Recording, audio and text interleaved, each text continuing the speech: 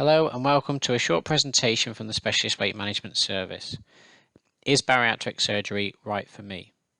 During this presentation, I will refer to both bariatric and weight loss surgery. These terms are interchangeable and essentially mean the same thing, which is a surgical intervention with the main aim of supporting weight loss. This information session will cover the following topics.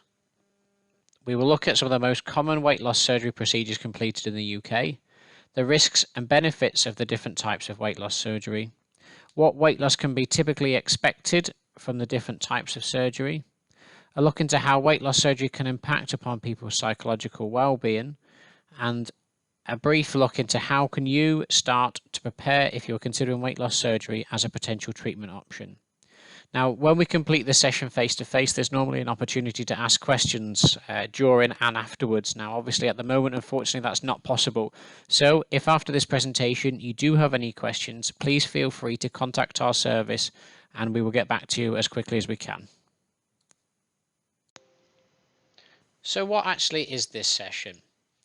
The main aim of this session is to allow you to make a more informed decision as to whether or not you wish to consider weight loss surgery as a potential treatment option. As a service, we often find there are a lot of misunderstandings about what bariatric surgery can do, what it can't do, and also what it involves both before surgery and after the surgery. This is purely an information session to help answer some of those questions you might have. It's not a guarantee that we'll be able to support an application for you for the weight loss surgery, but it is a requirement that you attend this session if you wish to continue along a surgery pathway. If after attending this session you decide that weight loss surgery is not for you, that isn't a problem at all. You can continue to remain in our service and have our support on a non-surgical pathway. All of the information contained within this presentation is only intended for those patients under our care.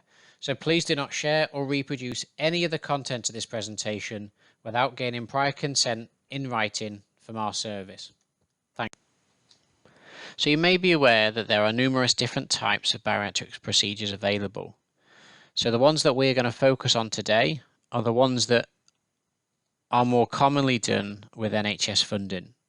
So we're going to look at a gastric bypass, which is also called the Roux-en-Y, a mini bypass, which is also actually called the single anastomosis bypass, and the sleeve gastrectomy or gastric sleeve. We've also included the gastric band procedure, as this is the most often talked about type of surgery, particularly in the media and also in celebrity culture. The gastric band procedure, however, is very rarely completed on the NHS anymore because its results are often very limited, and some studies have found that as much as 60% of all gastric bands are removed again within 5 years. As a Tier 3 provider, we have no influence on the type of weight loss surgery that may be considered for you. This conversation will be had with the surgeon in the Tier 4 service. All types of weight loss surgery have the same workup requirements within our service, so the type of surgery that you ultimately end up going for or you wish to be considered for will have no direct impact upon your treatment pathways within our service. All weight loss surgery can support significant weight loss. However, the amount of weight loss depends on a large number of factors, including compliance to the post-surgery diet requirements and physical activity levels. We will discuss the typical weight loss expected with each type of surgery in more detail as we go through this presentation. But as you can see from this slide, all of the procedures can lead to around 48 to 68% of excess weight loss at 2 years. So before we go any further, I'd just like to raise excess weight. So for clarity, when we're talking about percentage weight loss during this presentation, we are referring to excess weight loss rather than total weight loss.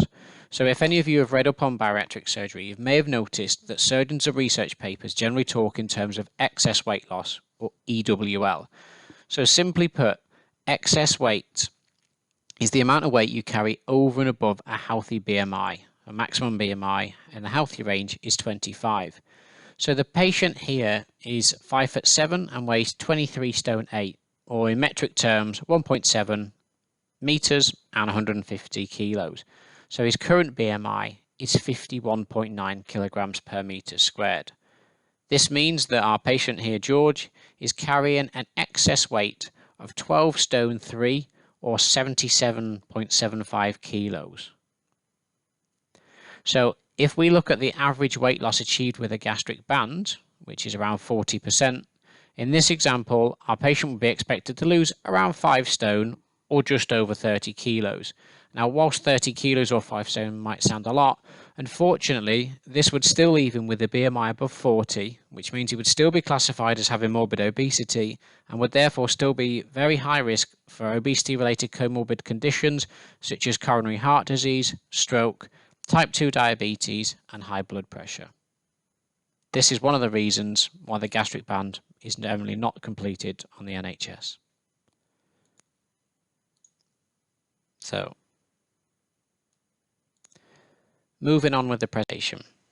So now we're looking at the first of our weight loss surgery procedures. Now we've put the gastric band in first, and as I said earlier, this is the most commonly asked about weight loss surgery, and most patients when they come into our service, if they're considering surgery, they're considering a gastric band, or the GP suggested a gastric band.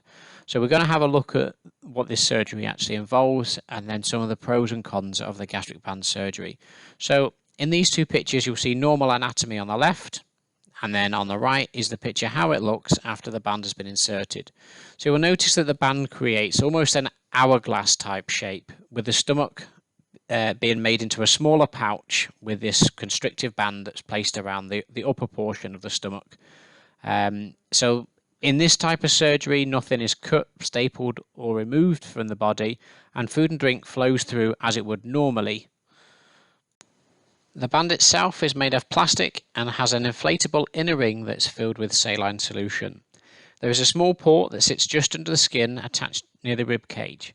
This connects to the band via a tube and allows a saline solution to be injected into the band to increase the amount of restriction felt. This type of surgery is classed as a restrictive form of bariatric surgery, as the small pouch created restricts the amount of food and therefore the amount of calories a person can consume before feeling full. When the band is initially placed, it will not contain any amount of fill, but over a period of weeks and months after the surgery, saline solution will be added or taken away to try and get the correct level of restriction, which is often referred to as the sweet spot. So if there's not enough saline solution, there's too little fill in the band, it will not offer enough restriction, and that will not prevent you consuming more food. It basically just sits around the stomach and doesn't really do much. But if there's too much fill, the inflatable band inside will be too tight, and this means that not enough food or drink can be consumed. In some cases, hardly anything can be consumed, and this often results in vomiting because there's just not space for it. Let's have a look at some of the pros and cons of the gastric banding procedure. So an average result, when you look at the data, is around 40% excess weight lost. So that will vary person to person, but as an average, it's 40%, which unfortunately still means that you carry 60%, so the majority of your excess weight with this procedure. So with the weight lost, it can improve obesity-related conditions, so things such as your blood glucose if you have diabetes, it can reduce your blood pressure, and it can improve things like your lipid profile, so your blood fats and cholesterols. Now, this is not because it's surgical, this is just because it's weight loss, so if you are able to lose weight non-surgically, you can get these same benefits as well. The gastric banding surgery is classed as a reversible, non-permanent surgery. This means it can be removed or adjusted if required, and as I mentioned earlier on, this happens in terms of removal in approximately 60% of all gastric banding cases. Because this is a less complicated type of surgery, so as I mentioned, there was no cutting or stapling involved, there's just some small ports made to enable the equipment to be inserted. And this is a laparoscopic procedure, and it takes around 30 to 60 minutes. So laparoscopic is another word for keyhole. And it carries lower risk of serious complications than the other more invasive procedures, which we will discuss later during this presentation. So looking at some of the downsides, unfortunately, because of the type of surgery this is, it's only a restrictive procedure, there's no malabsorption, so it doesn't typically lead to as much weight loss overall as the other procedures we're going to discuss today. On average, it takes around 4 to 6 appointments to have band fills to fine tune and find the sweet spot. So that's the point where it's not over tightened, but it is giving you a good level of restriction. There is the risk that the band can slip, and that can require further surgery to either correct or remove it. And unfortunately, this procedure does not guarantee long-term weight loss. So, moving on to the gastric bypass, or the Roux-en-Y. So this is a more complex form of weight loss surgery, as it involves both cutting and reattaching parts of the small intestine, as well as forming a new gastric pouch using medical staples. You'll see in this picture here on the left-hand side, you've got the normal pre-surgery anatomy, and on the right-hand side is what your stomach and the start of your intestines would look like after having the bypass surgery. Let's have a look at what's going on in the gastric bypass procedure.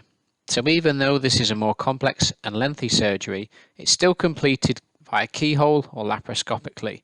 So the surgeon will make around 5 to 6 half-inch long incisions into the abdomen, and they will access the stomach and the intestines via these ports.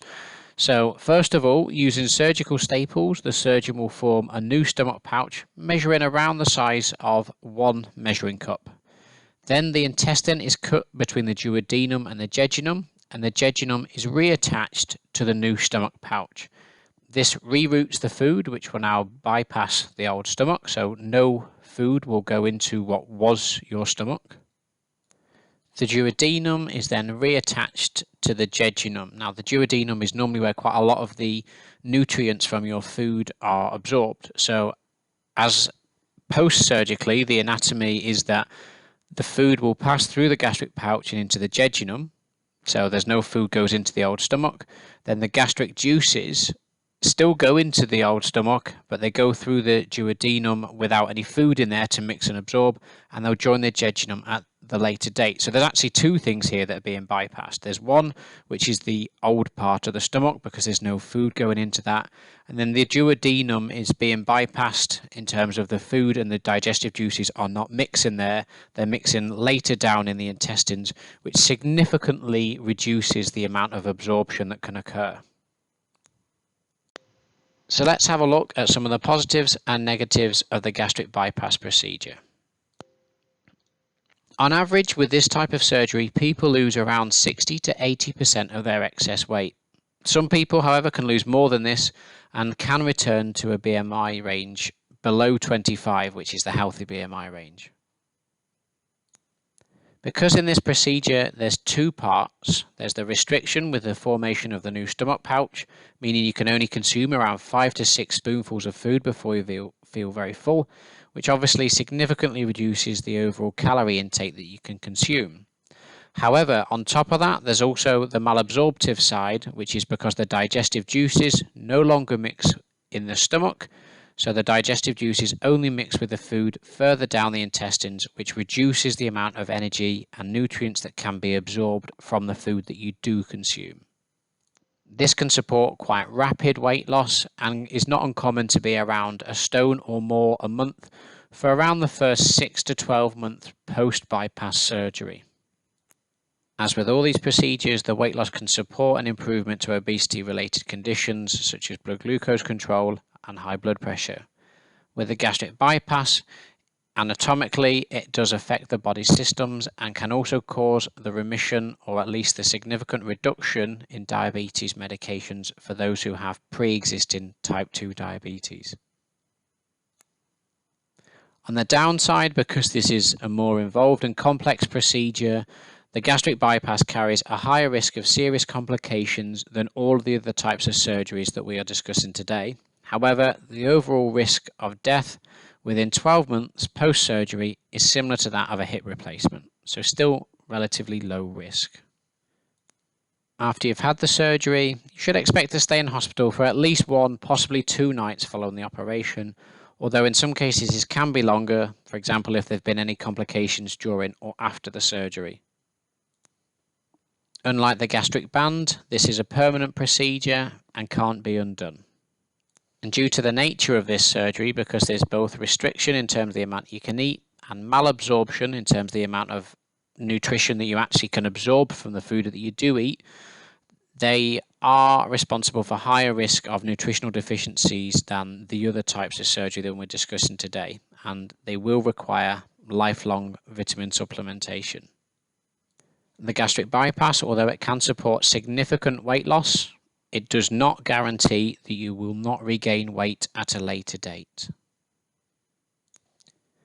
So moving on, we're going to be looking at the mini bypass, or its medical term is the single anastomosis bypass. So it just means one cutting and sticking. So this is a much newer form of bariatric surgery compared with the others that we're discussing today, but it has become popular due to its balance of weight loss and lower surgical risk.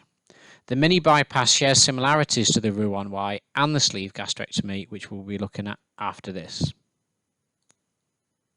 So during the mini bypass, much like the Roux-en-Y, first of all, the surgeon will start to make a smaller stomach using medical staples. However, in this case, it's more tubular in shape rather than a pouch shape. So after this new tube has been created, rather than cut the duodenum and the jejunum like in the Roux-en-Y, instead the surgeon will make an incision in the jejunum and then attach that to the bottom of the newly formed stomach tube. The result of this is that foods consumed will now bypass the old stomach, and the digestive juices are mixed between 2 and 7 feet further down the intestines than they would be in normal anatomy. So it still has both the restrictive procedure in terms of the new small stomach, and it still has the malabsorption because the food does not go through the duodenum. So looking at the pros and cons of the mini bypass, the weight loss is faster than the gastric band, and it's also generally faster than the sleeve gastrectomy. It's still around a stone a month. Due to its slightly less complicated nature, this procedure is completed in around 90 minutes, so it tends to carry a lower surgical risk than the main bypass. And as with all the surgeries and weight loss, it can improve obesity-related conditions such as diabetes and high blood pressure. On average, with this type of surgery, people lose between 65 to 80% of their excess weight by 12 months. Now, unfortunately, because of the newer nature of this type of surgery, we don't have much in the way of long-term weight loss statistics for this type of surgery. So, looking at the downside, the surgery is more complex than a gastric band, and therefore it carries higher risk of complications. But again, overall, the risk remains small. Some of the most common post-operative complaints following the mini bypass is bile acid reflux and diarrhea. So this makes it an unsuitable surgery for those patients who are already experiencing gastroesophageal reflux disease or GORD. This procedure is classed as permanent and non-reversible, and it also carries higher risk of developing nutritional deficiencies after surgery because there's still restriction and malabsorption. So lifelong vitamin supplementation is needed. Finally, as you may be starting to realise, this type of weight loss surgery also cannot guarantee long-term weight loss. It is possible to regain weight after this surgery.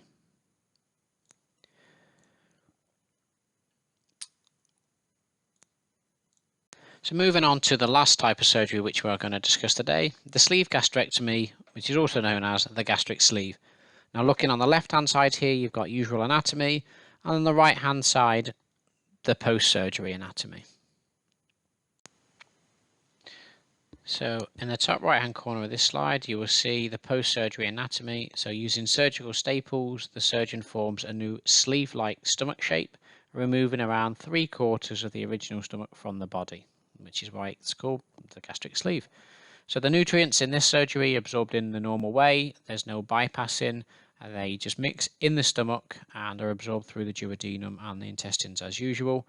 And at the time that this presentation was put together, this was the most common form of bariatric surgery in the UK. So the pros and cons of the sleeve gastrectomy. The surgery supports an average of 60 to 80% excess weight loss, although some patients can experience more weight loss than this and can reach the healthy BMI range. This generally is those patients who can carry a significantly high level of physical activity. The weight loss is more rapid than it is with a gastric band, and as with all of these surgeries, as the weight comes down, obesity-related health conditions improve. On the negative side, as with the other types of surgery, there is a risk of complications, although overall is still low. The risk is significantly higher in those who fail to follow the post-surgery dietary guidance.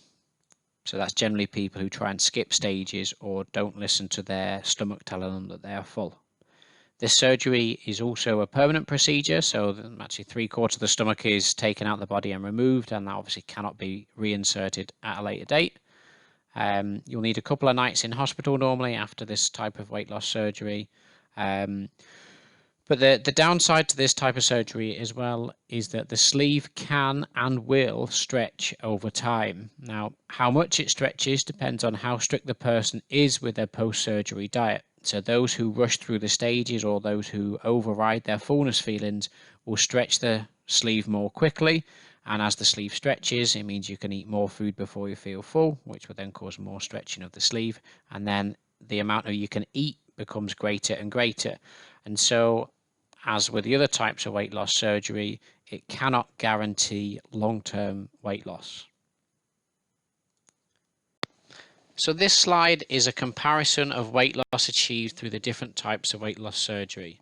Now, just to confuse things, this is the only slide on this presentation where we're referring to actual weight loss in terms of total body weight % weight loss rather than excess weight loss. So you'll see at the bottom that the lowest marker down here is just around 30%, and that's because it's 30% total body weight rather than 30% excess weight. So at the top, we've got the control. This is a light blue coloured line. So this is for patients who are not having any form of surgical intervention or no additional support with weight loss. So this data was pulled from GP records for non-surgery patients, this blue line. The next one down is an orangey coloured line, which is representative of the gastric band. The one below that, you may be able to read it as vertical banded gastroplexy. The vertical banded gastroplexy is actually an older type of bariatric surgery. It was complicated and it had high risk of complications, so they don't do that surgery anymore. But the weight loss that is achieved with the vertical banded gastroplexy is very similar to that is achieved with the sleeve gastrectomy. So although it's labeled as the vertical banded gastroplexic, imagine that that purple line there is pretty representative of a sleeve gastrectomy. And then the lowest line, the one at the bottom, is the gastric bypass. You will notice that the mini bypass isn't on this presentation, and that's because it's a newer type of surgery. We don't have that long data. So looking at the data, you can clearly see that there is a difference between the different types of surgery and the amount of weight loss that they can give on average. So the least on average is the gastric band, which is why I explained at the start, the gastric band is hardly ever, if ever, done on the NHS. The middle one being the sleeve gastrectomy, so it gives a really good weight loss, and it's a healthy balance between weight loss and surgical risk. The gastric bypass, it does give the most weight loss, but it does carry the most surgical risk. So this is the conversation that you will have with the surgeon as to how much weight you have to lose and your individual risks and benefits of the different types of weight loss surgery. You will notice that all the surgeries have some form of weight regain after around 2 years. How much regain occurs varies by surgery to surgery, but the main deciding factor on how much weight is regained is how compliant the patient is to the dietary and activity recommendations post-surgery. For those of you who've completed more reading around weight loss surgery, you may be wondering where the duodenal switch is. Now, the duodenal switch is not represented on this weight loss graph, but it would be below the gastric bypass. So the duodenal switch does give the most weight loss out of all the weight loss surgeries. However, it is also the most invasive and complex type of weight loss surgery and takes on average 5 to 7 hours to complete. So although it gives outstanding weight loss, many patients afterwards unfortunately develop significant nutritional deficiencies and in some cases can lose too much weight. So the duodenal switch is generally less common these days. So now we're going to have a look at some other concerns after surgery. So all with the exception of the gastric band, these procedures are irreversible and therefore deemed as permanent, so they can't be undone afterwards. All of the surgeries will require at least some form of lifelong vitamin supplementation to help prevent the nutritional deficiencies. This can vary from 2 tablets a day up to 5 tablets a day, as well as quarterly vitamin injections, and this will depend upon the type of surgery that you have. In some cases, if nutritional deficiencies develop, you may need to take more than 5 tablets a day, and this is definitely something to consider if you find it hard or difficult or dislike taking tablets. A lot of people say they want to have the surgery because they don't want to have to take tablets for the rest of their life. So they may be thinking, don't have to take tablets for my diabetes, but you will have to take supplementation tablets. And that's really important that you do stick with that. Non-compliance to the vitamins can cause significant nutritional deficiencies, and this can lead to issues such as anemia. It can worsen post-surgical hair loss, and it can cause weak and brittle nails and bones. So gastric leakage, this is often only in the early stages post-surgery when the surgical wounds are new and people have not yet accustomed to their new hunger and fullness signals. This can cause people to eat or drink more than they should, and this can put strain on the stitches or the staples, and in some cases can cause them to rupture, and this causes the food or the fluid to leak into the abdominal cavity. And if this occurs, it can result in emergency surgery being required to clear that out because it's a high infection risk. Dumping syndrome. This occurs more in patients post-bypass, but it can also occur after a gastric sleeve. The dumping syndrome is usually caused by consuming refined carbohydrates such as white bread, fruit juices, high sugar drinks, or sweet treats such as sweets and chocolate. And what happens is due to the altered anatomy, these foods reach the gut very quickly and they can cause shifts in the body's water. Water is drawn into the intestine to try and deal with those foods. This causes lightheadedness or dizziness. It can cause a feeling of significant nausea and is often accompanied by things like stomach cramps. It can cause diarrhea and headaches. Patients who I've spoken to have basically said that after dumping syndrome, they feel very similar to what they feel after a hangover.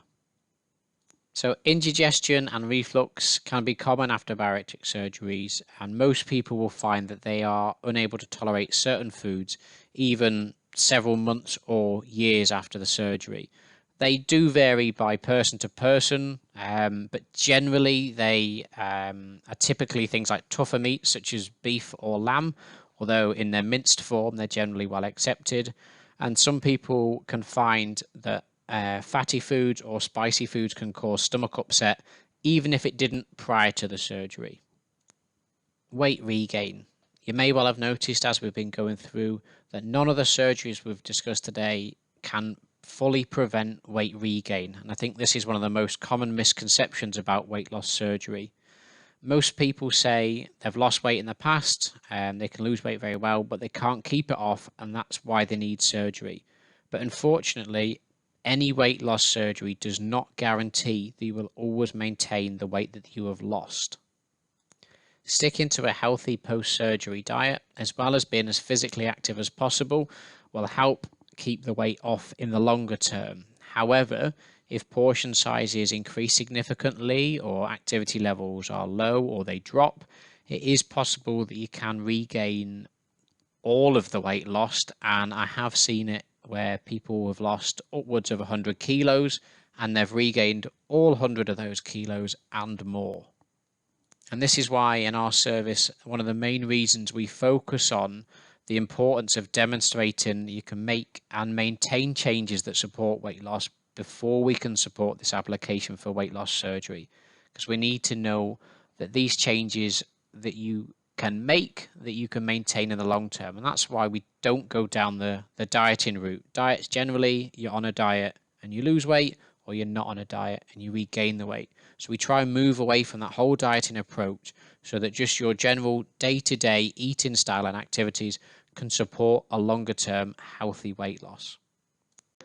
Another thing to consider after weight loss surgery is the likelihood of having loose skin. So I'm about to show you an image of a gentleman who has had weight loss surgery and who has lost significant amount of weight, but he has unfortunately been left with quite a significant amount of loose skin. So loose skin is quite common after weight loss surgery, and this is due to a number of factors, but the main one being the speed at which the weight is lost. So in some surgeries, you can be losing over a stone a month. So it is rapid. Typically, loose skin is more common around the chest area, the stomach, the arms and the legs, although this does vary from person to person. But for some people, this can have significant impacts on their body image and self-confidence. I have had patients in the past who hadn't gone through a service like this, and they did say that for them, the loose skin afterwards was actually probably worse than carrying the excess weight for their mental health, although they knew for their physical health it was more healthy. Some factors will increase the likelihood of loose skin occurring after surgery, as they can reduce the natural elasticity of the skin. And these tend to be for the older patient. So as we get older, the skin naturally loses its ability to spring back into shape. So that's just part of the natural aging process. A history of repeated weight loss, weight regains. So if you've been in a history of a yo-yo dieter who's lost significant, not just talking a couple of pounds gained, a couple of pounds lost, we're talking a couple of stones gained, a couple of stones lost. And this repeated stretching and contracting of the skin can just reduce its ability to continue to do that. And so if you have lost and regained weight significantly in the past, then you may be at a higher risk of developing loose skin.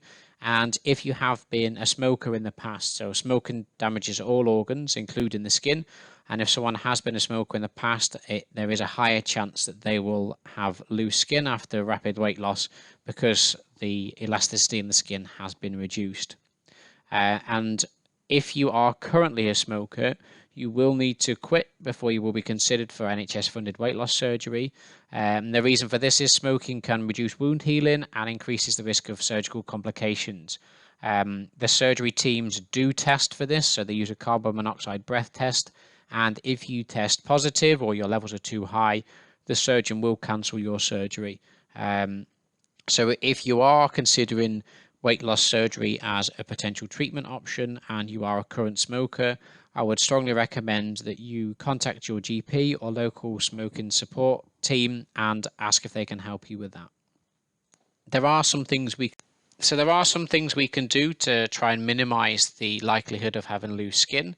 And all of these things are part of the natural pre-surgery workup anyway. So that's following a healthy, balanced diet.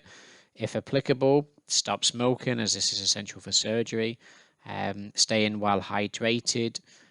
Where possible, increasing your physical activity levels. So the general advice is 150 minutes a week of moderate intensity. But after weight loss surgery, that advice increases to between 60 and 90 minutes a day. And it's that level of activity which helps people to reach the much higher percentage of weight loss and also helps them to keep it off in the longer term as well. As part of physical activity, if you can do some resistance work to try and build some muscle mass, that can help take up some of that loose skin as well. We're not talking becoming the Incredible Hulk, but just a small amount of muscle mass not only will help take up the loose skin, but it will actually support further weight loss as well. For those people who do experience large amounts of loose skin following the weight loss surgery, unfortunately, in most cases, the removal of this will not be covered by the NHS as it is classed as cosmetic surgery. So the general advice from the surgeons is that if you think that this is something you are likely to be affected by, so if you have, been a smoker in the past, or if you have lost and regained weight significantly in the past, the advice is to start saving now if possible. In terms of the removal of the loose skin afterwards, it's not actually recommended that you would even consider that until at least 2 years after surgery, as you can still be losing weight by that point. The cost of having the skin removed privately, it is very expensive. I had a quick look at a range of different websites, and it seems to vary between £5,000 and £8,000 for just the tummy area, or if you're having your legs and arms done, that can be about £12,000. So it isn't cheap, but most providers of the surgery, they do provide sort of finance packages, and if you are considering weight loss surgery and you think you may be affected by the loose skin afterwards, it may well be worth exploring that prior to going down the route with bariatric surgery. So having a look at what your options are for afterwards.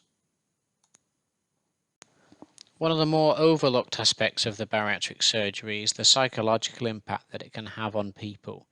Now, unfortunately, there is no guarantee that mental health will improve. The surgery purely changes your anatomy inside of the abdomen. It doesn't change what's going on inside your head. So there is no guarantee that will improve.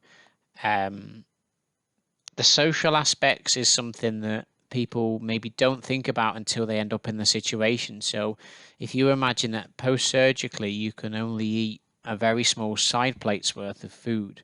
So for some people, if you have friends and family that you only meet up when you're going out for meals out, as much as you can still meet them, although not during COVID, obviously, hopefully in the future we can still go out and meet our friends and family, but you will only be able to eat a small amount of food. So that's just something to consider. For some people, that has a really big impact. For others, it makes no difference at all. They have the open conversation with their friends and family, and they just order a starter as a main instead. Some people do try and have this surgery almost in secret, so they maybe only tell their very closest family members. So it's just something to consider. If you do end up in a social circumstance, people may ask you why you're not eating any food, or why you're only eating a very small amount of food. So you may well just want to consider how that might impact upon you as an individual and your individual circumstances. There is a need, and I can't stress this enough, to focus on the long-term dietary changes. So the long-term maintenance of the healthy, balanced diet and regular exercise as much as possible. Now, this sentence it might seem quite blasé, but actually it's really quite serious. Weight loss surgery doesn't fix everything that is going on around you. If you don't have enough time to prepare meals now, you're not going to have enough time to prepare 6 to 8 meals after surgery. 6 to 8 times a day you will need to eat after surgery. So if you don't have time to exercise now, how are you going to have time to exercise after surgery? So it isn't the magic bullet that kind of people think it is. It can be an absolutely fantastic tool to support weight loss, but it needs to fit in with everything that you've already done. So it needs to just be an add-on to the healthy changes that you've made. It needs to be an add-on to the exercise that you've made. It needs to be an add-on to those healthy habits that you've already formed, rather than think, I'll get the surgery and then I'll do it. Unfortunately, that doesn't work that way, and that referral won't be made unless we can see a clear pattern that you have been able to make and maintain changes that support some weight loss. For those patients who do have a pre-existing mental health condition, that doesn't necessarily automatically exclude you from surgery, depending on what type of mental health condition it is, but there is a need for it to be stable for a minimum of 6 months prior to referral for surgery. All patients in our service on the surgery pathways, prior to us completing an application, will have an appointment with our psychologist, who will complete a very comprehensive pre-surgery psychology assessment. And you require the sign-off of the psychologist as well as the medic before we can complete. Just a few other things to consider. The time needed off work can vary greatly. It depends upon which operation you have. It depends upon your healing. It depends upon if there's any complications, but also the type of work that you do. So if you have a fairly physical job, you're going to need really around 2 weeks off. If you've got a more desk-based job, or if you're not in work, obviously you're not going to require as much time off after surgery. But it is something to consider. And it might be worth liaising with your HR department, as it could be that your work role might need to be temporarily altered. And this is all coming from feedback that we've had from our patients who have come across these issues after the surgery, and they hadn't really considered that they maybe couldn't do their job as exactly as they do at the minute for at least a couple of weeks after the surgery. So due to the significant weight loss, pregnancy can become an issue. And I say an issue because often it can happen unplanned. So people get quite used to not being able to fall pregnant, but fertility can greatly increase post-surgery, and patients may need to consider contraception again. A lot of people choose to have this surgery because it has a significant impact upon fertility and it can improve fertility. But the recommendation is, even if you are having this surgery to become pregnant, that you try not to become pregnant within 18 months after surgery so you can get the maximum weight loss from the procedure. If you do become pregnant, you'll definitely need to speak with your GP and a specialist dietitian, because they'll just need to make sure that they adjust your vitamin supplementation to ensure that it is suitable. So after having weight loss surgery, patients can still have a safe pregnancy, but they would have additional blood tests completed during that just to check that they're not developing any nutritional deficiencies. And this final point, again, has come from feedback from our own patients. Some patients have required other investigations prior to surgery that they weren't expecting. So such as an endoscopy, maybe if they've had previous surgeries, previous abdominal surgeries, they've had to have an endoscopy so the surgeon can essentially map out their internal anatomy so that they can have a safe procedure.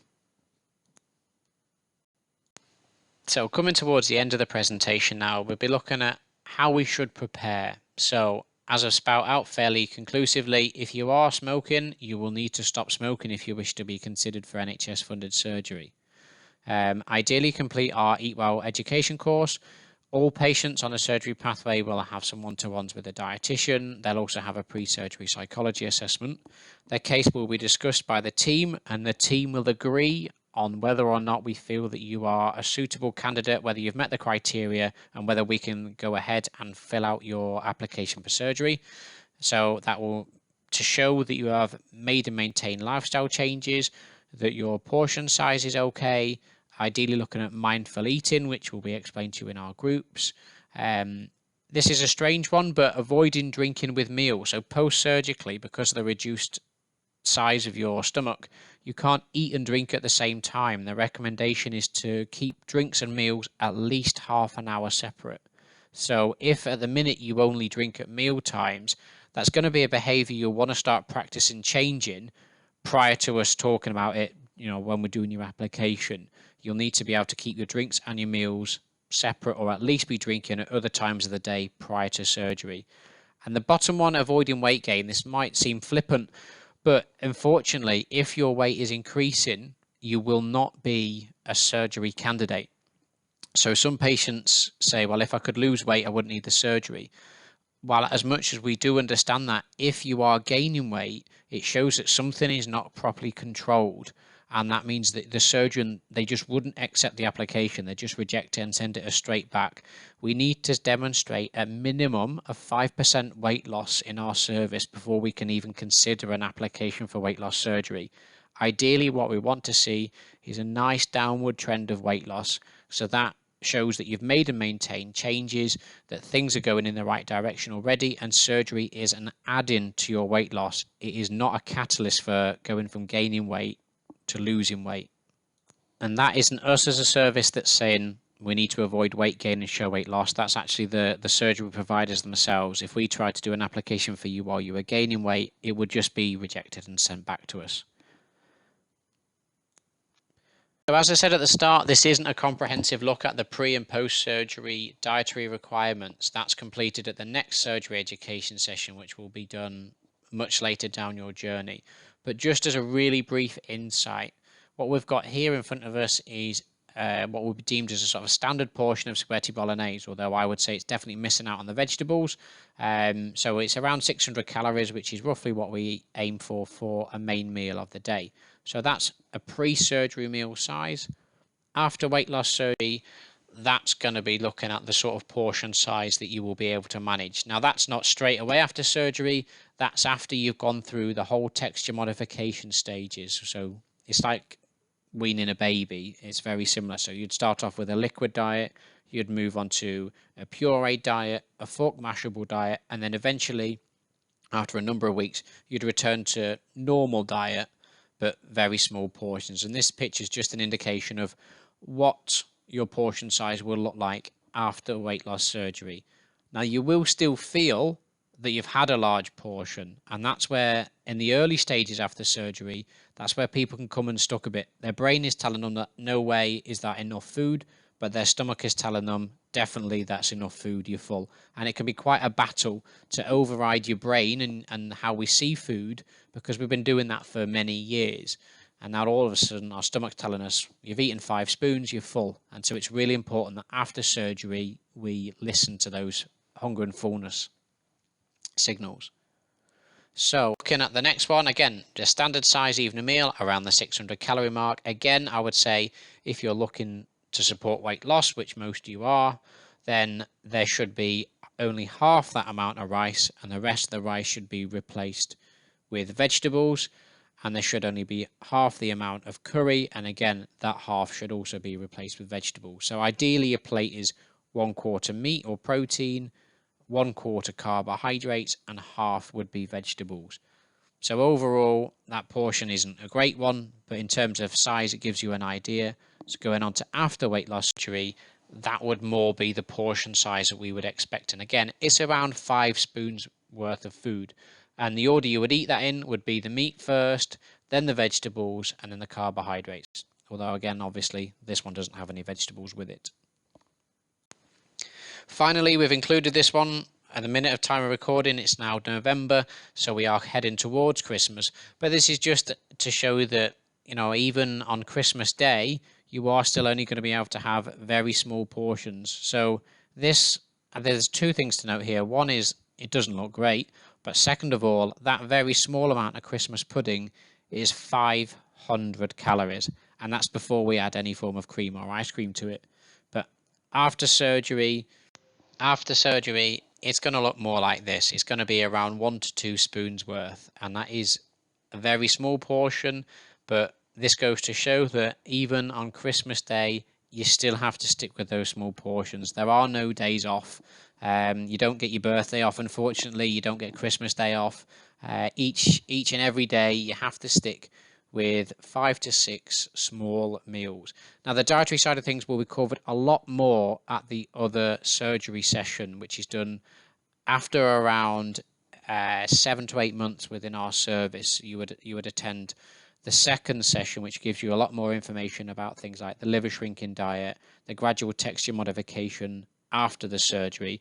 Today's session is really just a really brief insight into the different types of surgery, what they can and can't do, and really, really briefly what the food side of things looks like after surgery.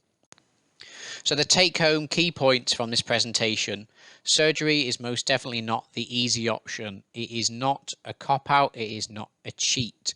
It's a lifelong commitment to lifestyle change. And unfortunately, despite our best efforts, the weight loss surgery cannot guarantee long-term weight loss. Think of it more as a tool to support weight loss rather than an answer for weight loss. So those patients who want to be considered for weight loss surgery, they need to demonstrate positive lifestyle changes before we can put that application forward. As we say at the beginning, surgery is and always will be a last resort, and we must try all non-surgical methods first, including a trial of the weight loss medication, before we can complete the application. However, if the correct workup is done and people commit to the long-term changes required, then weight loss surgery can be a fantastic tool to support significant and lasting weight loss if you work with it. If, after watching this presentation, you have further questions about NHS-funded weight loss surgery, please click the link below, as this website contains lots of information about the different types of surgery. If your question isn't on the website, please feel free to ask any member of our team, and if they can't give you an answer straight away, they'll be able to get in contact with one of the members of the team who can, and we'll get back to you as soon as possible. Thanks a lot for your time in watching this presentation.